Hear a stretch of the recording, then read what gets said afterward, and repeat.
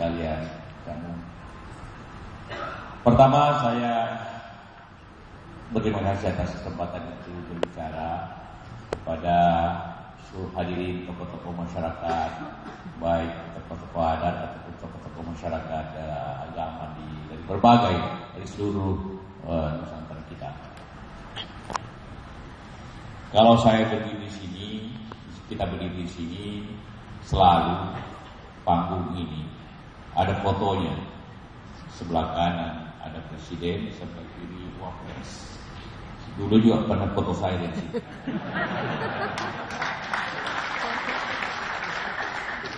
Tapi di atas foto itu ada lebih tinggi dari foto itu, yaitu yang di atas, Bhinneka Tunggal Ika. Kita tahu semua maknanya Bhinneka Tunggal Ika. Perbedaan menjadikan kita kuat.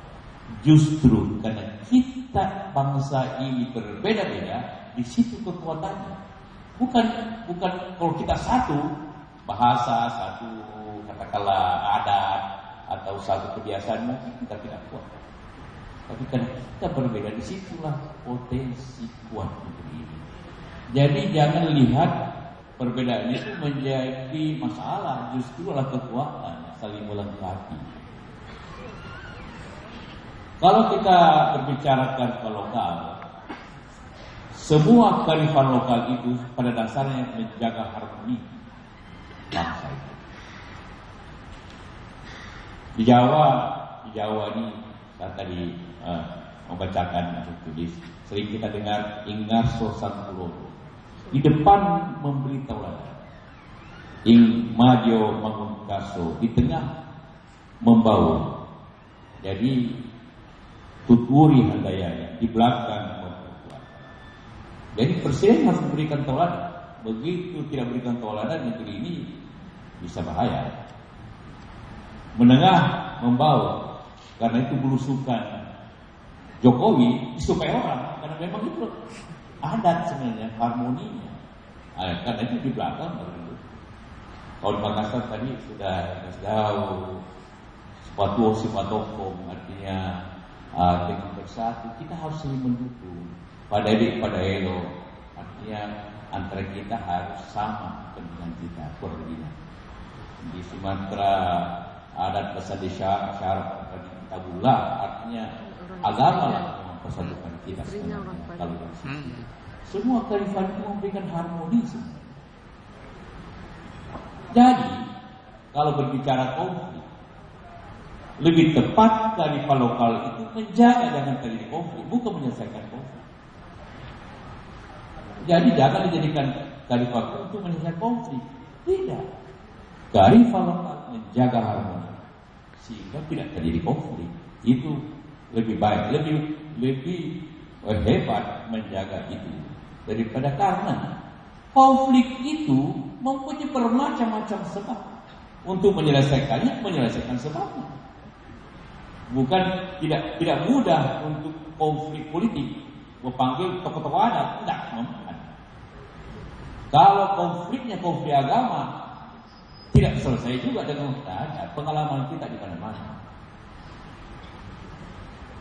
Sejak Indonesia merdeka sampai sekarang ada 15 kali konflik besar negeri ini. Saya hitung itu kalau berdasarkan yang korbannya lebih 1.000 orang. 15 kali. Kalau konflik yang mati 1-2 orang atau rumah dibakar 100 orang, itu ribuan atau mungkin ratusan. Artinya ada di ada. Tapi yang korban 1.000 orang selama konflik ini kurang lebih 15. 10 dari konflik itu 10 karena ketidakadilan. Konflik mulai daripada Madiun, Loduk, Papua, RMS, JITI, PRRI, Permesta, Aceh, Timur Papua, Kalimantan, macam-macam. G30S, yang besar itu, karena itulah korban itu semua. Jadi penyebabnya kan tidak ada. Jadi untuk menyelesaikannya pemerintah ada melaksanakannya. Ada. Contohnya saja PDUPS itu keadilan pembangunan wilayah. Orang di Sulawesi, orang Sumatera merasa dia kaya tapi tidak maju. Sama terjadi agama, bukan masalah agama, tapi masalah kepentingan ekonomi. Poso Ambon itu bukan masalah agama, masalah ketidakadilan politik. Karena dulu daerah itu, contohnya daerah itu Ambon Poso, Islam Kristen hampir sama, maka pelaksanaan harmoninya, kalau bupatinya Islam, wakilnya Kristen, kalau bupatinya wakilnya Islam. Datang demokrasi terbuka, tiba-tiba the winner take all. Siapa yang menang hasil pemilu paling banyak, itulah yang bupati, itulah wakil sekda. Hilanglah harmoni. Harmoninya merasa tidak adil, bentrok. Mau diselesaikan yang ada tidak mempan, karena yang terjadi keadilannya. Kemudian dibawa ke agama. Agama itulah konflik yang paling susah dihentikan, karena tidak ada orang yang netral. Semuanya berpihak. Masih ingat kalau di Ambon dulu, di Kementerian Ambon, kantor polisi 2, kantor polisi Islam, kantor polisi Bank Islam 1. Semua 2 kantor. Bayangkan tidak ada orang netral, semuanya berpihak. Jadi susah selesai. Jadi karena dia bawa ke agama, kita selesaikan secara agama. Kita selesaikan Poso Ambon 15 hari Poso, 17 hari Ambon dengan cara sederhana. Kalian semua masuk neraka. Kalau konflik agama, pikirannya apa? Pikirannya surga. Ada orang menjual surga murah. Anda bakar masjid, bakar gereja, bakar rumah orang, bunuh orang, kalian masuk surga. Akhirnya yang paling kejam dalam konflik seperti itu, orang jarang ke masjid, jarang ke gereja. Inilah jalan tol masuk surga. Maka membabi buta mereka, bunuh seribu bunuh, tidak bisa-bisa. Begitu saya kumpul ke lapangan, kalian semua masuk neraka. Tidak ada ajaran Islam, tidak ada ajaran Kristen yang mengatakan bunuh seribu bunuh masuk surga. Tunjukkan sama saya. Pusing itu para orang-orang pemuka agama untuk menunjukkan tidak ada yakin. Berhentilah mereka, karena takut juga masuk neraka. Kita tidak bisa selesaikan dengan adat lokal, karena ada masalahnya apa? Sama penyelesaian di Aceh tidak bisa lokal. Penyelesaiannya nanti minyaknya berdapat 50%, para menteri ini segala macam masalah ekonomi kita atur dan selesai. Jadi konflik itu kita tidak bisa satu. Semua konflik kita bisa selesaikan dari kalau tidak bisa. Tergantung apa sebab konflik. Di Kalimantan antara Dayak dan Madura memang ada masalah lokalnya, ada masalah, tapi masalah psikologi orang. Jadi psikologinya diselesaikan dan keadilannya diselesaikan, ekonominya diselesaikan, selesai. Tapi lanjut sudah korbannya ke 1000. Nah, ada konflik sedikit kecil, katakanlah di Lampung kemarin antara Bali dengan Lampung, di Sumbawa juga, di Makassar sering panah-panahan orang, di Sibu, di daerahnya Bapak Bali kan, saya tak mau berhenti. Apa sebabnya? Sebabnya lebih banyak ekonomi di Sibu, sehingga banyak anak-anak muda yang tidak tahu punya pekerjaan, banyak nganggur, banyak ngobrol sampai tengah malam. Akhirnya kenapa dia punya TV? Kenapa saya tidak? Kenapa itu punya sepeda motor? Saya tidak. Carilah macam-macam perkara, maka jadi ekonomi sebab. Kenapa di Jakarta juga banyak perkelahian? Ya bagaimana? Tidak ada tempat bermain, tidak ada tempat main bola, semua lorong, panas, macam-macam. Akhirnya tendang, sedikit tabrakan, sedikit berselisih, berkelahi lagi.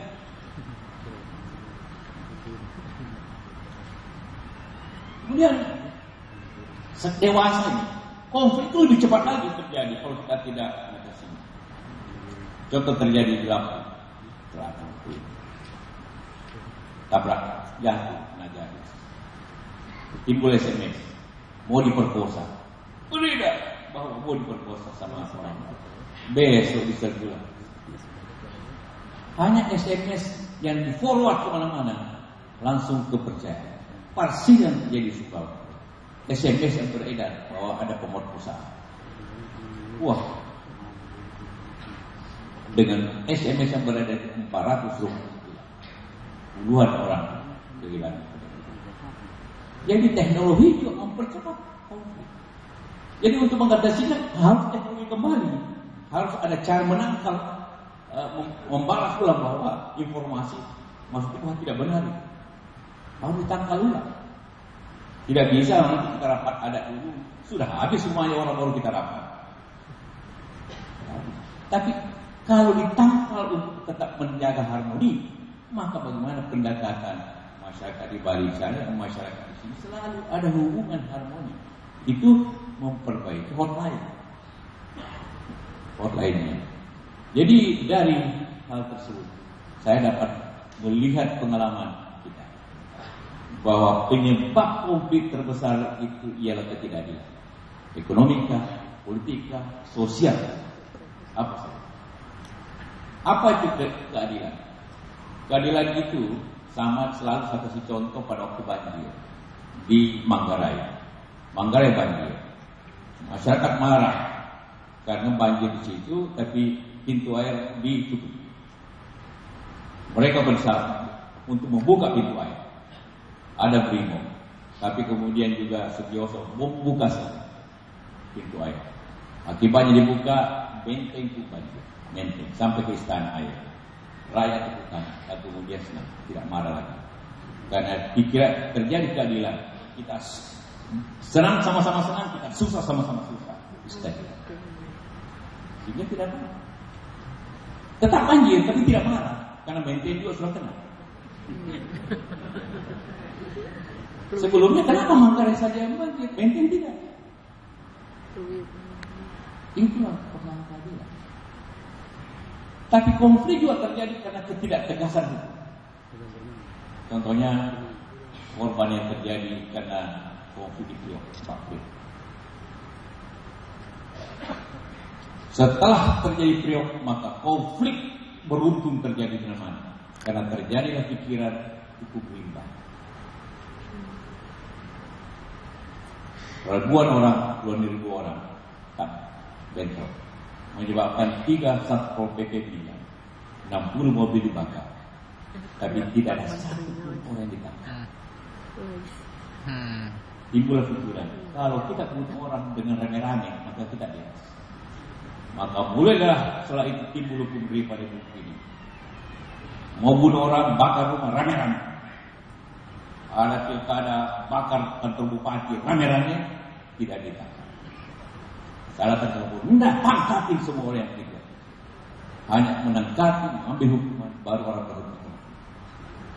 Kalau mau babaikan, mau kemudian hampir. Jadi itulah sebenarnya yang terjadi konflik mana-mana. Karena bertuntun dilihatnya dan tidak pernah ada tindakan yang keras. Karena itu harus ada tindakan yang keras. Selalu kita disebut, oh itu melanggar HAM. Orang lupa HAM itu apa. HAM di pasal 27 Undang-Undang Dasar 10 ayat HAM. Ada 9 hak. Semua orang berhak untuk hidup, semua orang berhak mendapat informasi, semua orang berhak untuk mendapat pendidikan, semua orang berhak mendapat pekerjaan. Tapi pasal ke-10C 28 semua orang harus taat kepada aturan dan hukum yang ada. Kurang lebih. Jadi kalau satu orang bakar bupati karena pilkada, kemudian dibiarkan, kita justru melanggar HAM. Begitu pula polisi bertindak, polisi melanggar HAM. Padahal yang tidak pertama melanggar HAM, itu harus diingat juga. Bahwa akibatnya ya terjadi. Jadi kalau kita ingin menjaga negeri ini, tidak harus bersaudara. Kita menimbulkan harmoni kehidupan kita dari berbagai kehidupan. Seperti yang katakan tadi dulu, harmoninya setempat, harmoninya bagaimana agama, harmoninya bagaimana pejabat itu bergaul masyarakat, harmoninya bagaimana saling mendukung, harmoninya. Kalau hilang harmoni, maka bisa menimbulkan konflik.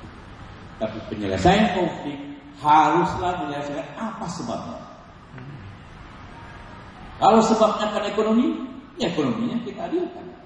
Kalau sebabnya karena politik, politiknya diadilkan. Kalau sebabnya kriminal, hukum keras. Kalau sebabnya karena sekedar anak-anak baku itu selesaikan seperti itu. Kalau salahnya karena adat, selesaikan secara adat. Kalau masalahnya karena agama, pemahaman agama yang diperbaiki. Memang adat berbeda-beda. Saya bilang daerah yang paling sportif di dunia ini di Papua. Kalau di Papua ada masalah perang suku kadang-kadang.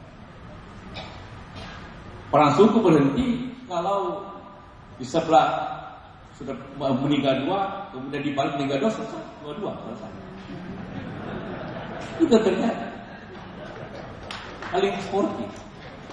Bahayanya kalau selalu tidak seimbang, bergantung terus.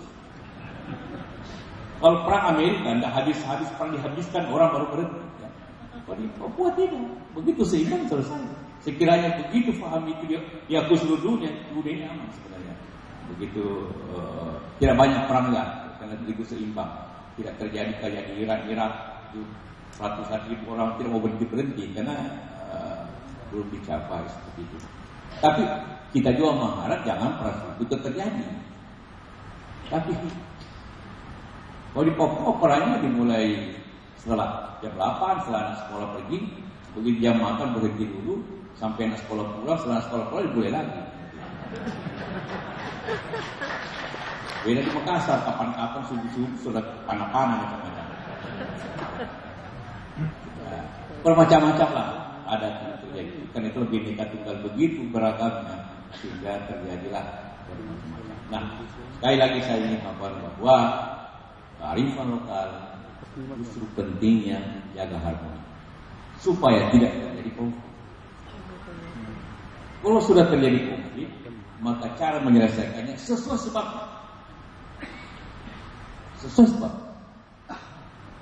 Dulu waktu poso, maaf kata Gus Dur, biarlah selesaikan cara adat, pesta adat. Selesai pesta adat, 1 minggu kemudian perang lagi. Dan karena masalahnya di pemahaman agama, menganggap bahwa saling membunuh itu musuh. Saya katakan maksud kalian maksud neraka, ya berhenti. Jadi sekali lagi tergantung masalah. Kita selesaikan itu. Sama dengan penyelesaian aja, iya. Ketidakseimbangan ekonomi selesaikan itu. Lalu di Kalimantan ya tata kembali di mana orang Dayak, di mana orang Madura supaya Madura katakanlah posisinya bagaimana di ekonomi jauh, tapi hubungannya masih diperbaiki, ya selesai. Walaupun korban sebenarnya. Begitu juga yang terjadi di mana? Kalau konflik terjadi, tahan atau hukum yang besar. Kalau konflik pilkada, ya adilkan pilkadanya transparan, jangan ada yang KPU lihat. Transparan, tidak akan terjadi apa-apa. Kalau semua orang merasa adil cara pilkada. Tapi kalau merasa saya dimainin pihak lain, money politics, harus berperang lagi. Jadi sebabnya yang diperbaiki. Dan itu dari masing-masing, apapun sebabnya. Nah itulah kira-kira menurut kita semua. Tapi sekali lagi, apa yang terjadi tadi, pemimpin harus memberikan tawaran. Yang di tengah harus berbaur. Dan pemimpin juga di tengah itu harus mengetahui barulah yang di bawah akan mendukung. Itulah prinsip harmoni yang terjadi. Ataupun harmoni dari sama-sama saling mendukung, sama-sama saling bersama-sama mengambil keputusan. Itu harmoni. Jadi menurut saya fungsi kita hadir di sini ialah menjaga harmoni itu masing-masing. Kehidupan menjaga harmoni kehidupan. Tapi di atas harmoni itu adalah keadilan. Walaupun rapat terus para pemimpin ada agama, kalau kehidupan ekonomi pincang, banyak pengangguran, tempat perumahan kumuh menimbulkan sedikit. Kalau gap antara orang kaya miskin akan menimbulkan masalah. 2008 atau 98 di Jakarta konflik luar biasa. Penyebabnya banyak. Konfliknya banyak nganggur. Banyak dalam terjadi krisis. Kemudian banyak orang curi duit negara. Mana orang saya menganggur, saya tidak bekerja, saya miskin, kalian curi uang negara, kita habisin aja orang yang mampu. Dan itu mobil-mobil bagus dihancurinya pada waktu itu. Rumah-rumah bagus diserangnya karena ketidakseimbangan ekonomi. Jadi yang diperbaiki ekonominya harus diperbaiki. Itulah apa yang saya ingin sampaikan dalam hari ini. Mudah-mudahan menjadi bahagia kepada pemikiran dan pembicaraan kita semua. Terima kasih. Assalamualaikum warahmatullahi wabarakatuh.